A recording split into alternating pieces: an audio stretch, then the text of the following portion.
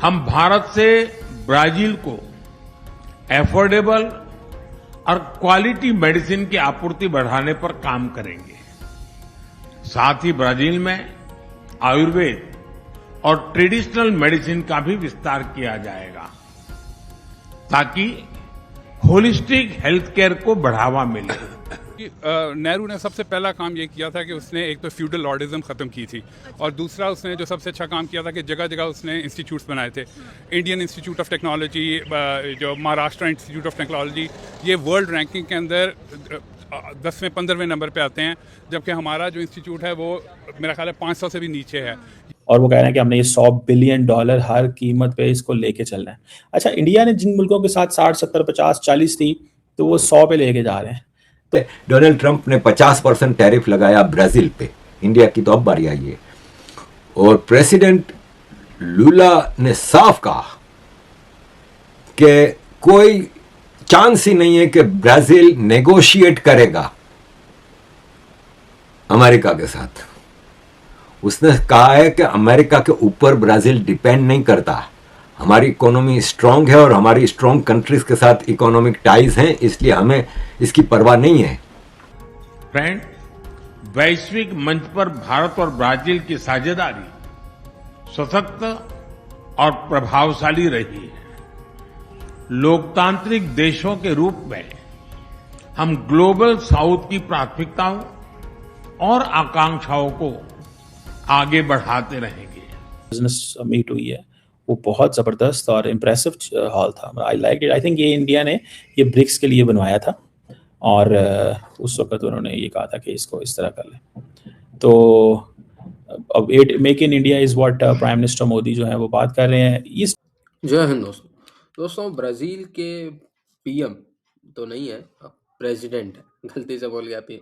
ठीक है, ब्राज़ीली और कई देशों में प्रेसिडेंट जो है सुप्रीम लीडर होता है, कहीं पे पीएम सुप्रीम लीडर होता है। ठीक है, तो लूला दा सिल्वा इस समय भारत में है। एआई समिट भी उन्होंने अटेंड किया, लेकिन जो बायलैटरल दोनों देशों के बीच एग्रीमेंट्स हुए उसमें जो सबसे ज़्यादा ध्यान किसी ने आकर्षित किया और जिसको लेके यूरोपियन मीडिया में भी बातें हो रही हैं, अमेरिका में भी और पूरी दुनिया में ब्राज़ील के लोग भी खुशियां मना रहे हैं कि नरेंद्र मोदी जी ने ऐलान कर दिया है कि भारत जो है सस्ती, अफोर्डेबल और अच्छी क्वालिटी की दवाइयाँ जो है वो ब्राज़ील को अब बेचेगा, सेल करेगा। अच्छा, तो ये इसमें क्या नई बात है? क्या पहले भारत नहीं कर रहा था? नहीं, पहले उतनी ज़्यादा दोनों देशों के बीच मेडिसिन को लेके करार नहीं थे।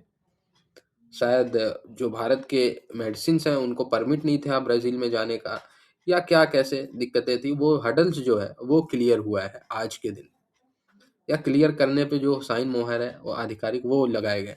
और अब नेक्स्ट मंथ से भारत की जो दवाइयाँ हैं उनको एक नया देश मिलेगा, नया डेस्टिनी मिलेगा, वो है ब्राज़ील। ब्राज़ील इससे पहले किससे खरीदता है? तो ब्राज़ील मैं देख रहा हूँ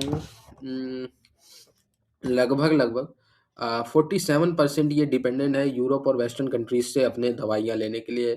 भारत पे भी है, मैं देख रहा हूँ 6-7% निर्भरता इनकी भारत पे, पर ये और बढ़ाने की बात हो रही है। और ये जो 47% का बड़ा चंक आ रहा है यूरोप से, वो महंगा भी आ रहा है। और यूरोप वाले क्या करते हैं दोस्तों, भारत से दवाइयाँ बनाते हैं, उनको अपना लैब में ट्राई टेस्ट करते हैं, थोड़ा उस पर ऊपर से कवर वगैरह लगा के फिर ये बेच देते हैं। मैन्युफैक्चरिंग का काम भारत भी करता है। तो आज की डेट में ना दवाइयों का सबसे बड़ा प्रोड्यूसर जो है वो भारत बनने वाला है। सो इसलिए ब्राज़ील पहले से ही भारत से दवाइयाँ वगैरह लेके सेट हो रहा है। ब्राजील के प्रेसिडेंट लूला ने कहा है कि जो 50% टैरिफ है ना, उसके लिए मैं प्रेसिडेंट ट्रंप के बजाय प्राइम मिनिस्टर मोदी से बात करना पसंद करूंगा। और हमारे डिप्लोमेटिक रिलेशंस इंपॉर्टेंट हैं अमेरिका के साथ और 201 साल से हैं। मैं किसी भी सूरत अमेरिका जो कोशिशें करता रहा है ना कि ब्राज़ील में रेजिम चेंज करवा सके, उसके आगे मैं सीसा प्लाई दीवार हूँ। याद रहे कि पिछले ब्राज़ीलियन इलेक्शन में अमेरिका की डीप स्टेट ने पूरी कोशिश की थी, एड़ी चोटी का जोर लगा लिया था कि लूला को हरा दे, लेकिन नहीं हरा सका। और यह है कि आज अमेरिका को गुस्सा आ रहा है। आजिज़ दोस्तों, अमेरिका में पाकिस्तान के एक्स एम्बेसडर हुसैन हक्कानी साहब ने कहा है कि खुशफहमी से बचना बहुत ज़रूरी होता है। जिस मुल्क ने आपके नेबरिंग कंट्री की उम्मीदें बांध के तोड़ी हैं, वो आपकी भी उम्मीदों को ऐसे ही रेजा रेजा करेगा।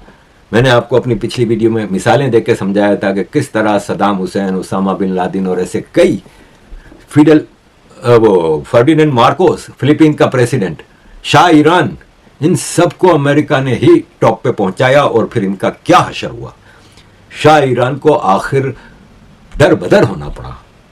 फर्डिनेंड मार्कोस जब उस फिलीपीन में रिवॉल्यूशन आया तो उसको भागना पड़ा, तो अमेरिका ने एंट्री बैन कर दी इसकी अमेरिका में।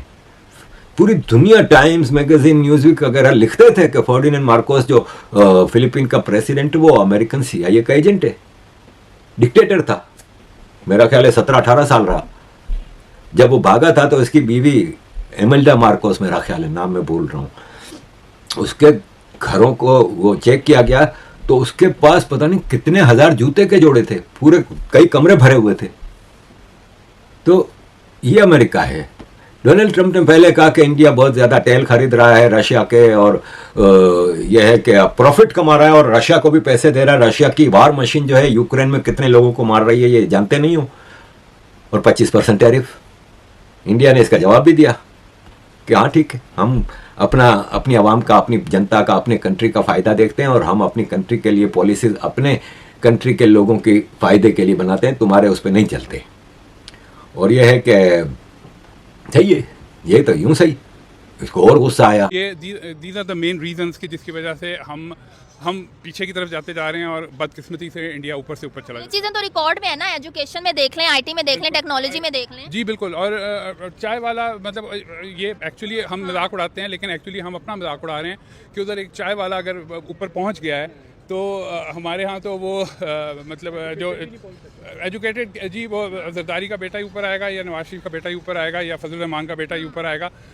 एक चाय वाला ऊपर नहीं आ सकता। अभी रिसेंटली, बल्कि अभी हाल ही में समिट हो रही है। समिट दुनिया में उस तरह की समिट इससे पहले UK वगैरह ने करवाई थी, जो कि अब इंडिया में हो रही है AI की। यहाँ पे AI का हाल देख लें। बिल्कुल। और जो हैदराबाद है और जो उनके इतने IT के हब्स और AI के हब्स बन चुके हैं कि माइक्रोसॉफ्ट उधर इन्वेस्टमेंट कर रहा है, एप्पल अपने सारी प्रोडक्शन उधर लेके जा रहा है, गूगल ने अपना उधर पूरा एक सिटी बना लिया है। तो मुझे नहीं लगता, या मेरे नॉलेज में तो नहीं है कि इधर कोई ऐसा कोई IT सिटी बना हो जिसको कोई इंटरनेशनल बैक हासिल हो। ठीक है, फ्यूचर में क्या लग रहा है कि जो अमेरिका है वो इन चीज़ों को अपने लिए खतरा समझ सकता है, जो कि इंडिया की रशिया के साथ ट्रेड हो रही है? जी देखें, इस दुनिया में हर मुल्क जो है ना, हर बड़ी ताकत जो है वो अपने फ़ायदे का सोचती है। जब अगर अमेरिका को लगेगा कि इंडिया रशिया के बहुत करीब हो रहा है या चाइना के बहुत करीब हो रहा है, तो डेफिनेटली वो कोई ना कोई एक्शंस लेगा। लेकिन इंडिया अब इतनी बड़ी ताकत बन चुका है कि वो उसको आराम से छेड़ना मुश्किल, मतलब नामुमकिन तो नहीं, लेकिन मुश्किल ज़रूर है। जिस तरह की बड़ी कंपनीज के साथ डील्स हो रही हैं, यूरोपीय यूनियन भी अब इंडिया की साइड पे आ गया है, चाइना ले लें, फ्रांस ले लें, तो आपको लगता है कि अब उसके साथ इतनी बड़ी पावर्स खड़ी हैं कि जो एक सुपर पावर है अमेरिका, वो कुछ नहीं बिगाड़ सकता? बिल्कुल ऐसा ही है। और सिंगल सुपर पावर कर भी कुछ नहीं सकती, कर सकती है, मतलब उनके बड़े अभी वेनेजुएला का ही जी बिल्कुल। लेकिन वेनेजुएला तो बेचारा वो उसके नेबर के अंदर एक वेजिटेबल है, जो कि उसने जब चाहे उसको काट लिया, उसके मुल्क में गए, उसका सदर को उठा के ले आए आंखों पे पट्टी बांध के, जो कि बहुत बड़ी बदमाशी है मेरे ख्याल में। फ्रैंकली स्पीकिंग, मैं कनाडा से हूँ, वैसे उधर से आया हूँ, और वो हमें अपनी इकानवी 51st स्टेट बनाना चाहता है। और वो कहता है कि मतलब कनाडा, ग्रीनलैंड सारा ये हमारा ही है। वो एक बहुत बड़ी उनकी वो कॉन्स्पिरेसी थ्योरी है, जिसके मुताबिक ये सारा मैक्सिको, अमेरिका, कनाडा, ऊपर ग्रीनलैंड वगैरह सारा एक बड़े उसका हिस्सा होना चाहिए। ठीक है, इंडिया वैसे तो कहा जाता है कि अमेरिका का दोस्त है, लेकिन यही जो आपने सारी सिचुएशन बनाई ग्रीनलैंड की या वेनेजुएला की, इंडिया इस पे भी खुश नहीं नज़र आता है। जैसे कि मतलब इंडिया को भी नज़र आ रहा है कि उसे दादागिरी जो की जाती है वो नहीं पसंद, चाहे वो उनके साथ ट्रेड कर रहे हैं। नहीं जी, वो अभी इंडिया इस पोजीशन में नहीं आया कि वो अमेरिका को आंखें दिखा सके, लेकिन मतलब वो झुकने वाले भी नहीं है, और वो मुंह, जैसा पंजाबी में कहते हैं कि वो मुंह से सुट के कम करते चले जा रहे हैं, वो चाइना की तरह। और वो वक्त दूर नहीं है कि जब अमेरिका सुपर पावर से हट के चाइना या इंडिया को हैंड ओवर कर देगा सुपर पावर दुनिया की। आपको लगता है कि इंडिया ये सारी चीज़ें जो बैलेंस करने की अब तक कोशिश कर रहा है पिछले कुछ महीनों से, अभी तक तो यही लग रहा है कि बैलेंस हो रही हैं, आगे भी बैलेंस हो सकते हैं ये रिलेशंस? इंडिया की फॉरेन पॉलिसी बहुत मजबूत है जी, और वो बेसिकली जहाँ पे भी आप लोग मेरिट पे बंदे ऊपर लेके आएँ, उनकी अकाउंटेबिलिटी हो, तो वो चीज़ें खुद ब खुद सही होती जाती हैं। जब मेरिट पे चीज़ें ना ऊपर आएँ, अकाउंटेबिलिटी ना हो, तो आपको सारी दुनिया से छितर ही पड़ते हैं। ठीक है सर, आपने पहले भी आखिरी सवाल करना चाहूंगी, आपने पहले भी इन्वेस्टमेंट की बात की कि एप्पल, आईफोन वगैरह बड़ी बड़ी कंपनियां जो है वो इंडिया का रुख करती हैं। क्या वजह है कि इधर कोई इन्वेस्टमेंट नहीं आती? क्या पता इधर इन्वेस्टमेंट आए तो फिर हम भी थोड़ा सा उस लेवल पे जाने की कोशिश करें। आपकी बात बिल्कुल बजाय, मैं खुद उधर एक बहुत बड़ी आईटी कंपनी में हूँ और फ्रैंकली स्पीकिंग मैंने खुद कोशिश की है, लेकिन हमारी ज़रा सा कोई छोटा सा धमाका हो उसको इतना को ऊपर किया जाता है। मैंने जब